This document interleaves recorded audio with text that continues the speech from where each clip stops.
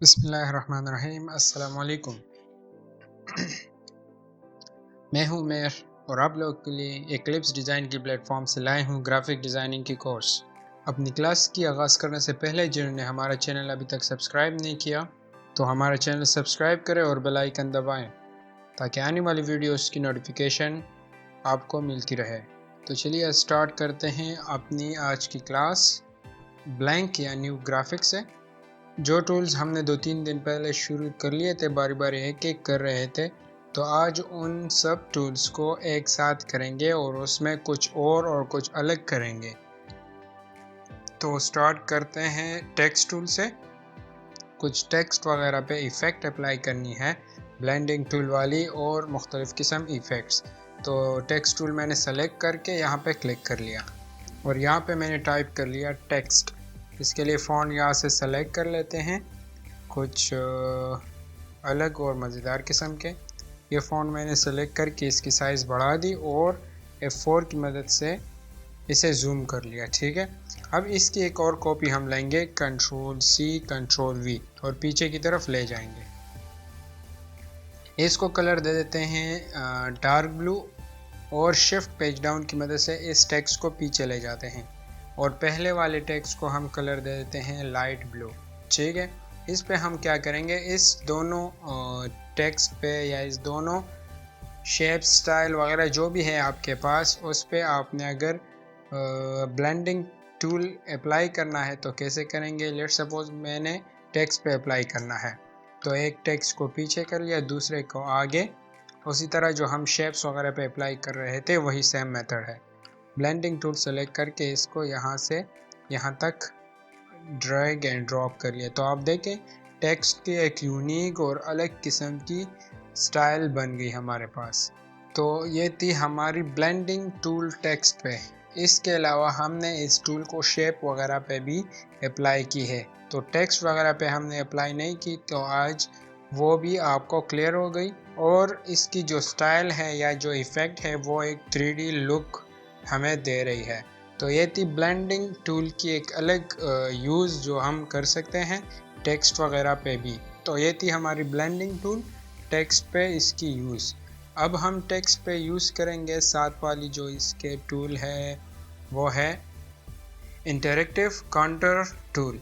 तो इसे भी हम टेक्स्ट पे यूज़ कर लेते हैं चूँकि हमने इसे यूज़ कर लिया था किस चीज़ पे, शेप्स वगैरह पे। तो अब हम यूज़ करेंगे टेक्स्ट पे।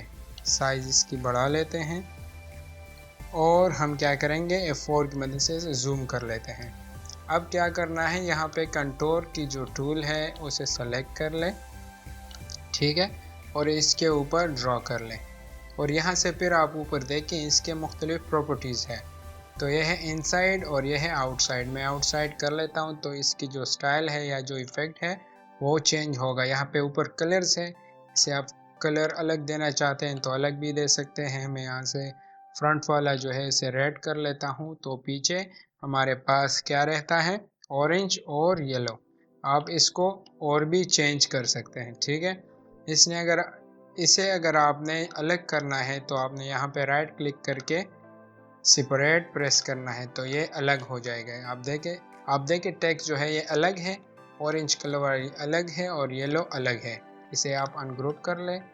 इस ऑरेंज वाले को मैं कलर देता हूँ वाइट, टेक्स्ट को ऊपर ले आता हूँ और पीछे ये जो येलो कलर की टेक्स्ट है इसे मैं रेड कलर दे देता हूँ। तो आप देखें इसकी जो स्टाइल है या जो इफ़ेक्ट बन गई वो और भी ज़बरदस्त और मज़ेदार हो गई है। आप मुख्तलिफ़ किस्म की टेक्स्ट वगैरह पे ये वाला स्टाइल भी अप्लाई कर सकते हैं। अब है हमारे पास ये वाला डिस्टॉर्शन टूल। डिस्टॉर्शन टूल को हम ने शेप पे अप्लाई कर लिया था, दोबारा शेप पे अप्लाई करेंगे लेकिन मुख्तलिफ़ प्रॉपर्टीज़ के साथ। यहाँ पे डिस्टॉर्शन टूल मैंने सेलेक्ट कर लिया। जब हम इसे डायरेक्टली अप्लाई करेंगे तो इसकी जो शेप्स की जो स्टाइल है या इफ़ेक्ट है वो ऐसे होगी, ठीक है।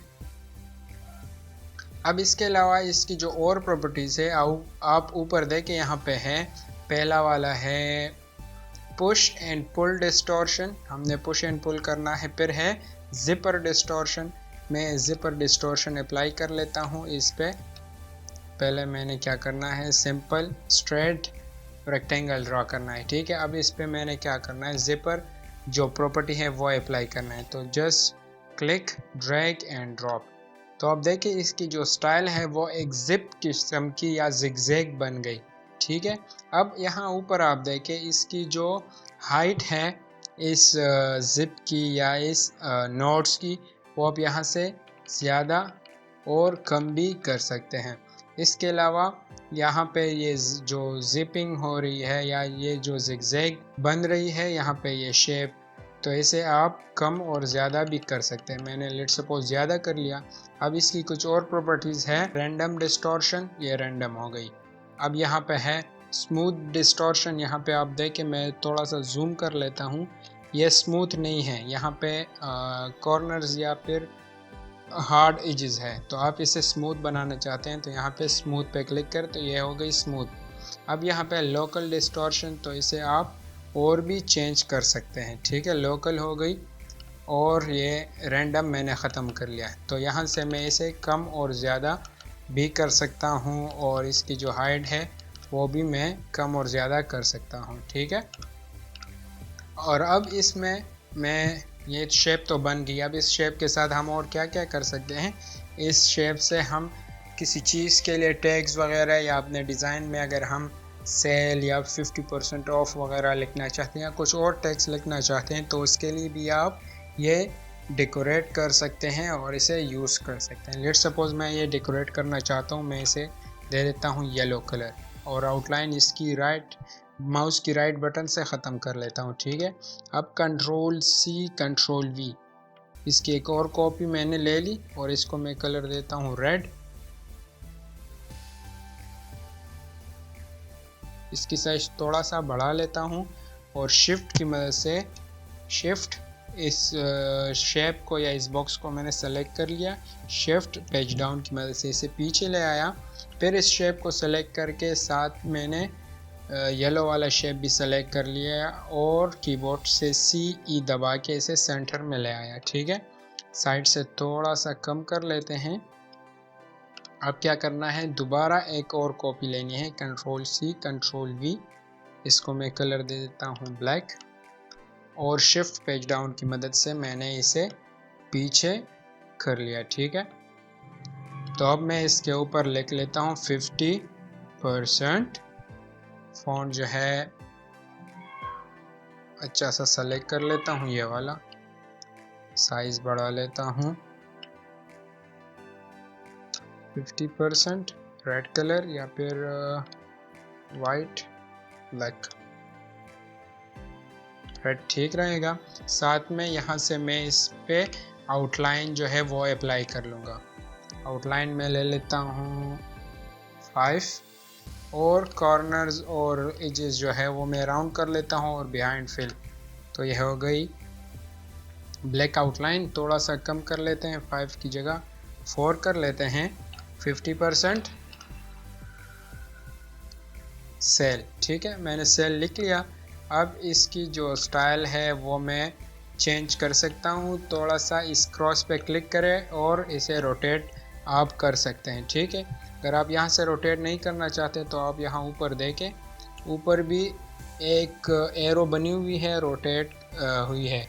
तो आप यहाँ पे जब 90 लिखेंगे और एंटर की बटन दबाएंगे तो आपकी जो सेल है वो रोटेट हो जाएगी और इसे आप यहाँ पे लिख सकते हैं या ड्रैग एंड ड्रॉप कर ले, ठीक है। इसे मैं कलर दे देता हूँ रेड या फिर ब्लैक ही, ठीक है, ठीक है। तो ये इस किस्म की एक टैग या फिर एक लेबल भी आप बना सकते हैं डिस्टॉर्शन टूल की मदद से। अब अगर आप चाहते हैं कि ये सेल जो है ये मैंने और भी स्टाइलिश करना है तो आपने यहाँ पे एनवेलप टूल पे क्लिक कर लेना है और इसे आप और भी स्टाइलिश कर सकते हैं। तो इसकी जो यूज़ है डिस्टॉर्शन टूल, एनवेलप टूल, इसकी यूज़ हम मुख्तलिफ़ जगहों पे मुख्तलिफ़ स्टाइल्स में मुख्तलिफ़ इफ़ेक्ट्स के तौर पे हम यूज़ कर सकते हैं। तो ये हो गई हमारी एनवेलप टूल भी साथ में यूज़ और यहाँ तक हो गई। अब एक्सट्रूड टूल जो कल वाली क्लास में हमने की थी। अब आते हैं ड्रॉप शेडो टूल पे। तो अब हमने क्या करना है, 50% जो हमने लिखा है इसे शेडो देते हैं। तो यहाँ पे आके ड्रॉप शेडो पे क्लिक कर लिया और इसे शेडो दे दिया। इसकी जो ब्लैक शेडो है उसे हमने थोड़ा और भी ज़्यादा कर देना है और 50% की जो आउटलाइन है वो मैंने वाइट कर देना है। तो आप देखें ये और भी प्रोमिनेंट हो गई, हमें और भी क्लियर और वाज़ेह दिख रहा है। तो इस तरीके से आप मुख्तलिफ शेडोज़ यूज़ कर सकते हैं। तो ये हमने शेडो यूज़ की 50% ये जो लेबल है इस पे। अब हम शेडो यूज़ करेंगे अपने शेप्स वगैरह पे। इसे मैं शिफ्ट F2 की मदद से जूम कर लेता हूँ और कलर दे देता हूँ येलो। आउटलाइन ख़त्म। यहाँ से शेडो की जो टूल है वो मैंने इस सर्कल पे अप्लाई की तो वो बिल्कुल इसके पीछे आ गई, ठीक है। अब यहाँ पे इसकी प्रॉपर्टीज़ है, यहाँ पीछे आप देखें इसकी जो शेडो है इसमें ब्लरिंग है, मतलब यह ब्लर हुई है। आप इसकी जो ब्लरिंग है कम और ज़्यादा भी कर सकते हैं। ये आप देखें और भी ब्लर हो गई। अगर आप ब्लर इफ़ेक्ट कम करना चाहते हैं तो मैं यहाँ पे 1 लिख लेता हूँ और एंटर। आप देखें वो बिल्कुल सॉलिड हो गई, उसकी जो प्रॉपर्टी है। यहाँ पे फिर ड्रॉप शेडो की एक और प्रॉपर्टी है ओपेसिटी। इसे हम 100% कर लेते हैं तो वो 100% डार्क हो गई। ये वाइट बार जो है ये यहाँ से हम कम और ज़्यादा इसकी ओपेसिटी यहाँ से भी कर सकते हैं और ऊपर से भी कर सकते हैं, ठीक है। अब यहाँ पे इसकी मुख्तलिफ़ किस्म की और प्रॉपर्टी है। फीदरिंग डायरेक्शन, यहाँ पे जो डायरेक्शन इसकी आप किस तरफ करना चाहते हैं, मैं करना चाहता हूँ आउटसाइड, तो ये हो गई आउटसाइड, मिडल और यह है इनसाइड। मतलब ये डार्कनेस जो है या इसकी जो शेडो है